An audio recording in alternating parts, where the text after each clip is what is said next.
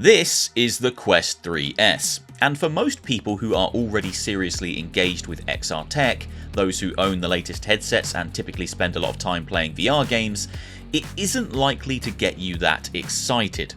After all, this isn't an upgrade over the Quest 3, this isn't the next step forward for standalone VR, and it's not a Quest 4, and therefore it isn't Meta's next big thing in the traditional sense.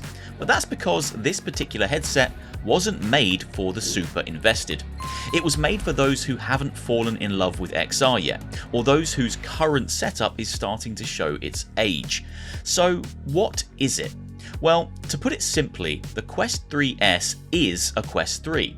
It's just a Quest 3 that costs £200 less and packs in a far less impressive optical package to hit that new and incredibly attractive price point. It's the horsepower of a Quest 3 through the literal lens of the Quest 2. That is the most concise way I can explain it. The per eye resolution, the LCD display, the horizontal and vertical FOV, the IPD range, the Fresnel lenses, it's all the exact same specification as the Quest 2, but it has the chipset, the CPU, the GPU, the RAM, and of course the color pass-through for mixed reality gaming of the Quest 3. Now, I've been using mine for around 2 weeks now, and despite it not wowing me or doing anything new that my existing Quest 3 can't already do, I can absolutely see the target audience for a device of this price point, feature set, and available catalogue of games. The Quest 3S should be a big deal for anyone who hasn't yet pulled the trigger on purchasing a XR headset, or anyone who's still clinging onto their Quest 2 but feeling a little bit upset about missing out on new games like Batman Arkham Shadow. Because this headset right here really is the best value for money entry point into the wonderful world of XR if you aren't fussed about having the best in class optics or the highest resolution display. And if Meta market it correctly, this could be another Quest 2 moment when paired with all the high caliber games that are about to drop this holiday season.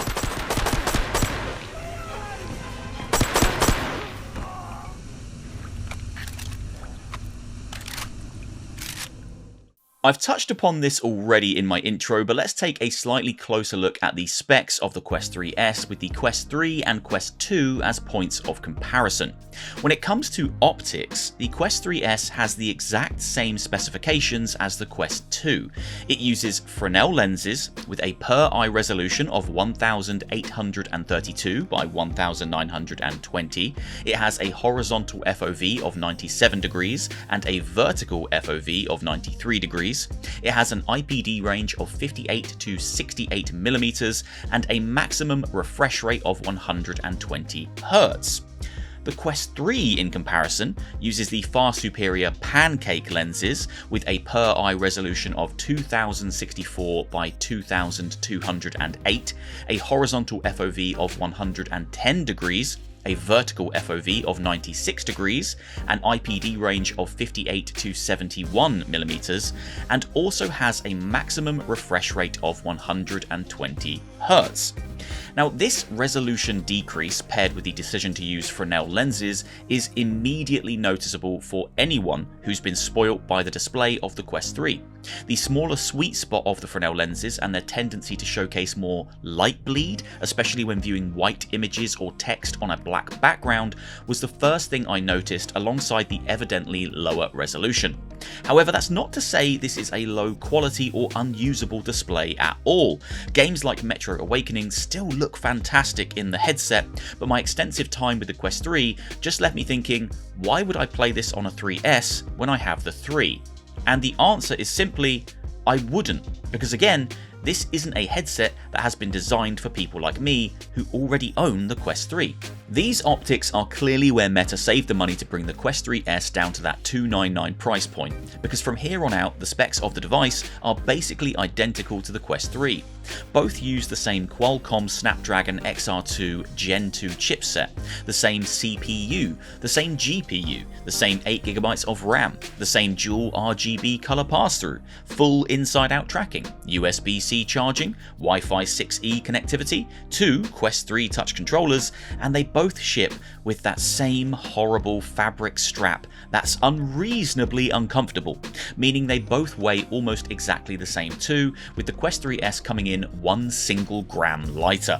And then in terms of specs, there are 2 final areas where the 2 headsets differ. Firstly, it's the visual design. The Quest 3S opts for a more boxy and somewhat sharp design when compared to the Quest 3's rounded, soft edges. And secondly, there is the removal of the 3.5mm headphone jack from the Quest 3S, meaning if you're like me and you love to use a specific set of wired headphones when you're using your VR headset, you won't be able to do that with the Quest 3S. It's wireless Bluetooth headphones or the built-in audio. Comfort-wise, the Quest 3S feels, surprise surprise, almost identical to the Quest 3 with its default stock accessories. The weight distribution is exactly the same, and the facial interface and fabric strap that come with the headset offer the same adequate but far from ideal user experience straight out of the box. So the bad news is you will need to run out and buy some new, better accessories to improve your user experience with the Quest 3S. But the good news is, any third-party head strap solution that was built and designed to work with the Quest 3 should, in theory, also work with the Quest 3S. I was able to immediately upgrade my Quest 3S with a Bobo head strap that was designed and released months ago for the Quest 3, due to the fact that the arms on the sides of the headset are identical across both headsets. Now, I can't definitively say that all third-party head straps will work with the Quest 3S, but I'd be shocked if any of them didn't, due to the fact that essentially all of them are designed to connect to these arms on the sides of the Quest 3 device, and Meta have seemingly used the same arms for both devices. Now, at the start of this video, I mentioned that the optics of the Quest 3S are identical to those used in the Quest 2, and that is absolutely true. But that doesn't mean the display and visual quality inside the headset is the same as the Quest 2, and that's all thanks to the upgraded Quest 3 chipset, CPU, GPU and RAM that are powering this entire experience. When I loaded up for the first time and started hopping into different games, I was shocked to see just how good things looked despite the resolution drop and Fresnel lenses. The downgrade from Quest 3 was immediately noticeable to me, but it isn't a step back to the world of Quest 2. It actually feels somewhere in between the two devices. The drawbacks of the Fresnel lenses were actually more noticeable than any drop in resolution. I was more aware of the smaller sweet spot and slight blurriness in my peripheral vision, as well as light text bleeding out or lens flaring into dark backgrounds, than I was of the lower per eye resolution.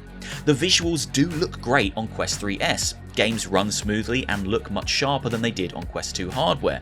They just don't quite reach the same level of clarity as they do on Quest 3, and that's to be expected. But any game upgraded for that hardware will still benefit from the higher quality textures, the better lighting, the shadows and faster load times over on the Quest 3S. You'll just be seeing them through a lower quality display at a reduced resolution. It's a similar situation when it comes to PCVR. Half-Life Alyx looked good and ran great when using the Quest 3S, but it lacked the sharpness and clarity that it has when playing with the Quest 3. It felt like going back to using my Quest 2 for PCVR experiences due to the lower resolution and Fresnel lenses, which is just something I'd never personally do. The Quest 3 is my daily PCVR driver due to its high resolution, pancake lenses, and easy, speedy setup for connecting and jumping straight into a game or experience. Then I have the PSVR 2 as my second option, thanks to its compressionless wired connection and OLED display. It absolutely dominates when playing horror games thanks to its black levels, but it's a bit more of a pain to get set up and playing. As for the Quest 3S, it still connects, hooks up and starts playing quickly and simply just like the Quest 3, but the visuals are a noticeable downgrade when it comes to higher end PCVR titles. The pancake lenses and bump in resolution really do go a long way when it comes to PCVR, so for those primarily looking to invest into a PC headset, I'd say the Quest 3 is comfortably the correct choice if you can stomach the additional $200 or pounds, and if you still want to go with a Meta product or just something that can also tackle standalone games.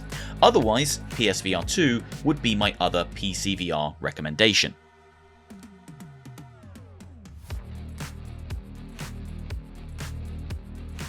And finally, the Quest 3S also has the ability to play full colour pass-through mixed reality experiences just like the Quest 3. I've tested a handful of my favourites so far and they've all been pretty solid. The mixed reality elements look sharp, well defined and vibrant, and the games perform just as well here as they do on Meta's more expensive device.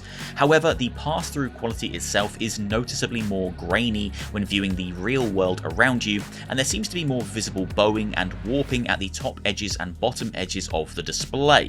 I'm not sure if this is something to do with the Fresnel lenses. This doesn't massively impact the gameplay experience when playing a mixed reality title, but it was noticeable when using the pass-through camera to navigate Quest 3S menus, or just when trying to use real-world objects like mobile phones or keyboards. In well-lit or ideally naturally lit environments, the pass-through quality massively improves, much like it does on the Quest 3, and I was able to type on my mobile phone comfortably whilst viewing it through pass-through. However, in lower light environments, or more specifically just my office at night time with the big light on, I struggled to read anything from my mobile phone and needed to lift the headset off to read messages or any text. For the most part, Quest 3S pass-through works fantastically, but your experience will hinge greatly on how well lit your chosen play space is, or how high your tolerance is for grainy visuals. Before I wrap things up, I just wanted to comment very briefly on the tracking quality of the Quest 3S and one minor gripe I had with the hardware itself. The tracking, both with the touch controllers and when using hand tracking, is essentially on par with the Quest 3, but during my testing, 3S seems to lose track of hands that move just a bit too far out of the headset's field of view quicker than the Quest 3 does.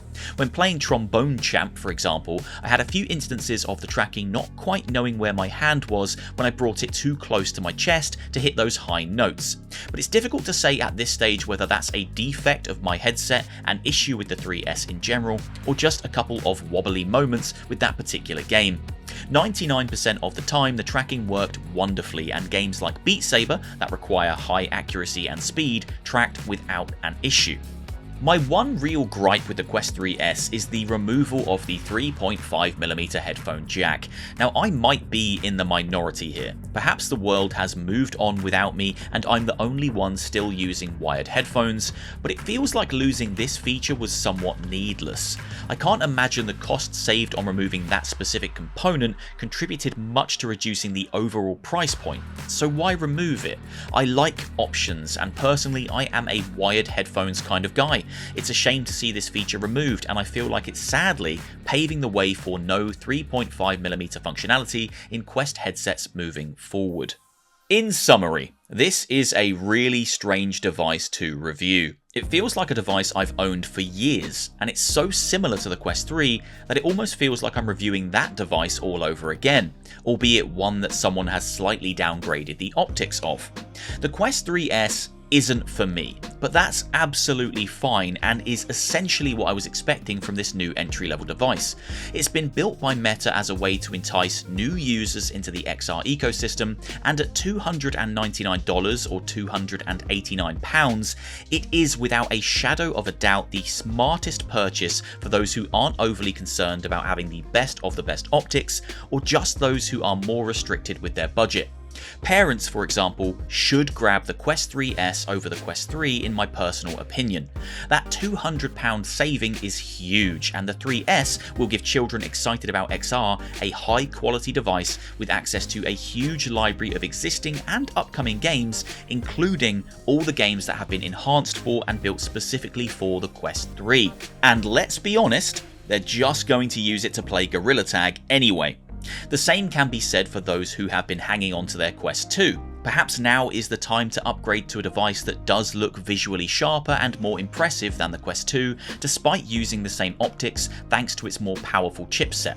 A device that will allow you to play games like Batman Arkham Shadow, and a device that will give you access to a world of full colour pass-through mixed reality experiences. And don't forget, at $299 or £289 in the UK, the Quest 3S also comes with a free copy of Batman Arkham Shadow and 3 months worth of the Quest Plus service, giving you immediate access to a bunch of high quality games. I don't actually think Meta have ever offered a more attractively priced VR device. Does the Quest 3S have the potential to shift units like the Quest 2 did a few years ago? I think it could.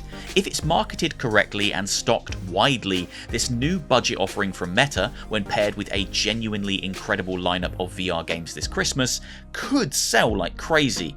But it all hinges on how many new users are out there waiting for the right device, and how many Quest 2 users are waiting for the right price before upgrading. Because those who already own a Quest 3 and those who are deeply invested in the world of VR already will have no real reason to pick up a Quest 3S anytime soon.